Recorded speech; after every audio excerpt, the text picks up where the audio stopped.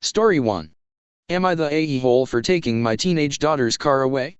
My daughter is 17 and has been driving my car since she was 16.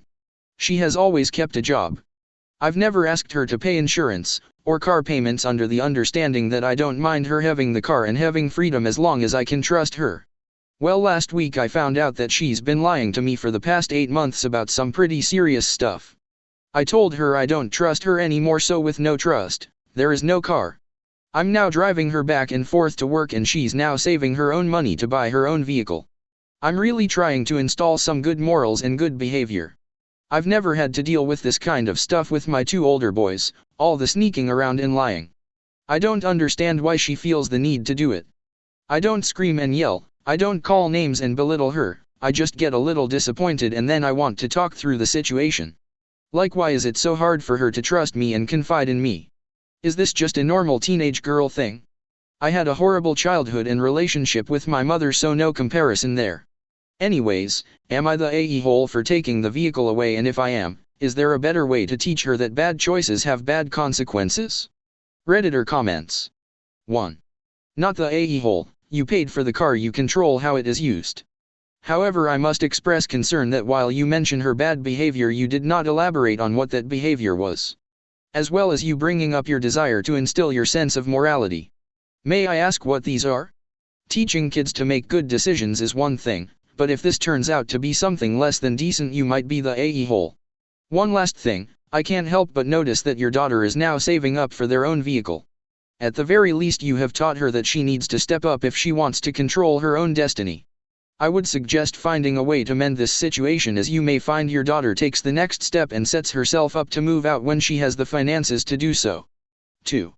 Not the a-hole, she destroyed the trust you had in her by lying about something major. There are consequences for that. It is your car and you allowing her to drive it is a privilege.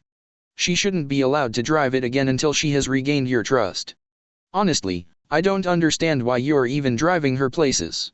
She should walk, bike, or Uber. You have allowed her to inconvenience you in addition to disappointing you. 3. I agree, without knowing what daughter did it's hard to judge. But from what you've posted, 17 YRS has a job, wondering if she's still in school, is willing to save for her own car. Her punishment is for you to be her driver. In fact, you have not related anything about your daughter's feelings. It seems as though she's very nonchalant about this whole thing. This makes me feel like you are hiding some important details. 4. Not the a-hole, parents should never feel guilty about disciplining their kids. 5. Not the a-hole, sort of. As a punishment, this is dumb. But it's not dumb if it's not a punishment. It doesn't sound like a punishment, but rather just a natural consequence of you not trusting her right now. Make sure she understands that too. Story 2. Am I the a-hole for telling my son he's not going on his senior class trip if he doesn't show up to his brother's graduation?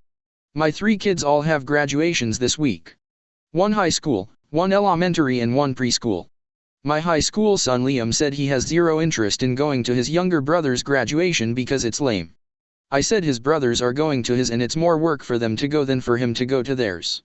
Yesterday he said he's still not going. I said, okay, then you're not going on your senior trip to the Bahamas next week. He walked away without saying a word and went to his mom's. His mom then texted me about my being petty. I told her to mind her business. This has nothing to do with her. This is between our son and my other sons, half-brothers to Liam. I texted him information about the graduations and haven't heard back. If he doesn't show up, then I'll cancel his little school trip. He can go to his mom and she'll lie about how she doesn't have the money. Redditor comments. 1. You're the a-hole. Can't wait for the follow-up. My son hasn't spoken to me in years and refuses to take my calls or texts, and you'll whine about what a great dad you were while ignoring how it's your fault there's a wedge between y'all. 2. You're the a-hole. You come across as incredibly controlling and aggressive. The shit-talking your ex doesn't explain how they don't get along, but he went to her. On top of that, why did you post to ask if you can't understand people not agreeing with you? If you feel justified, do you, but you're definitely the a-hole. 3. You're the a-hole. What 18-year-old wants to sit through an elementary or preschool graduation? And what toddler/child wants to sit calmly through an hours-long high school graduation? I get that you're trying to instill family values, but none of these kids are going to enjoy these events, and you forcing it with a punishment that is so significantly out of proportion is ridiculous. Give all the children the option to go or not to the various ceremonies, and then just have a family dinner once they're all over to celebrate everyone together.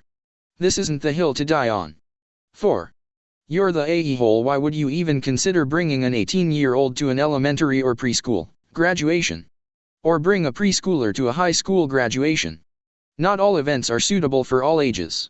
And what's all the bad blood between you and his mother got to do with anything? Let him be. 5. You're the a-hole. You're being controlling for no real reason. 1. Your actions are having the opposite effect of your supposed goal is. You said, it's family and expected. You're teaching him to resent his brothers. 2. There's no connection between the planned trip and the graduation. You're using money to cudgel your son into your will. There are no natural consequences here, so your son will see this for what it is, a transparent attempt to control him, a legal adult now. 3. These graduations are, in fact, lame. I never had a preschool graduation, but I did have a junior high promotion ceremony. None of my siblings were there, and I didn't miss them. It just wasn't that big a deal. And you actually have to attend class to graduate junior high. Preschools, you just have to pay your fees and they'll let you graduate. I cannot imagine that in the history of preschools they have ever refused to let a child graduate. 4. You haven't even said if your younger sons want their older brother there. Do they? Story 3. Am I the a-hole for not paying my M54 daughter's F25 tuition? My ex and I divorced 23 years ago because we disagreed a lot about priorities. I'll just say right away that I worked maybe too much in the beginning of my marriage. My career is very prestigious and I worked hard to get where I am today. Anyway, our daughter Cassie lived with my ex and stayed with me on weekends. I paid child support and gave Cassie everything she could need or want. Newest clothes, electronics, instrument, trips. You know it, she had it. As she got older, I tried to teach her lessons about work ethic, good education and a meaningful and lucrative career. Cassie is brilliant and could go Ivy if she wanted to. When she started applying for colleges, her mother guilted into remaining in state. I didn't want her to settle but liked the idea of saving a few grand. 2 years in, Cassie started to gradually drop out. I say gradually because she went from 18 credits and on the dean's list every semester to 12 credits, then 6 and failing biology and math. It didn't make sense. Eventually she told me she couldn't do school anymore and just wanted to work and make her own money. What teenager doesn't want a free ride with no cares? I was paying for everything. All she had to do was study. After a screaming match, we stopped communicating for a period of time. Then just last week, she calls out of the blue to tell me that she lives on her own on the other side of the country. She and my ex are NC. She tells me that she's ready to go back to school, but would need me to pay. Hell no. I'm not an ATM, and since she's 25, it's not really my responsibility anymore. My wife thinks I'm an a-hole, and my daughter does too. Redditor comments. 1. So to summarize. You threw money at your kid to avoid putting time, effort, or care into raising her, and thought that made up for your palpable lack of love. You ditched your kid because she wanted to get a job and now are complaining she didn't work hard enough, in spite of her supporting herself for 5 years. You think she should have completed her studies but are not willing to help her to do so unless the help required involves zero actual effort from you. You think your parenting during the last 5 years was adequate on the basis that nobody called you to tell you any disaster befell your child whilst not actually bothering to make contact with her because checks notes you didn't get your own way about her career and feel like your ex, who did the work of raising her, got her way. You simultaneously believe your daughter has her own mind and was influenced by her mother. You are upset that your daughter treats you like an ATM when that's the only relationship you've troubled to build with her thus far. She has been raised to take your money in lieu of love from you. She reached out to rebuild the only connection she has ever had with you and you declined it. Newsflash, being a parent is never not your responsibility. Taking some financial responsibility for your 25-year-old is pretty common for parents who can afford to do so these days, even if your legal requirement to pay has ended. But in your case, the money spent earlier was so far below the bare minimum parenting requirement to make you even halfway adequate during her childhood and early adulthood that your moral obligation to the stranger you should have been raising has not really ended. Holy crap, you're the a-hole, You have had, and missed, plenty of opportunity to be a real parent. Time to step up and do what you can to fix this. 2. I think you're the a-hole as well. Sounds like your ex was toxic if not emotionally abusive towards your daughter, who must have been seriously struggling as a child and couldn't handle college because she had a lot of issues. You only saw your daughter on Wii. And I'm guessing that with life and her becoming a teenager, it wasn't every Wii. How could you think you could have taught her anything with so little time while still giving her everything she wanted? Your daughter dropped out after 2 years, so she was around 20.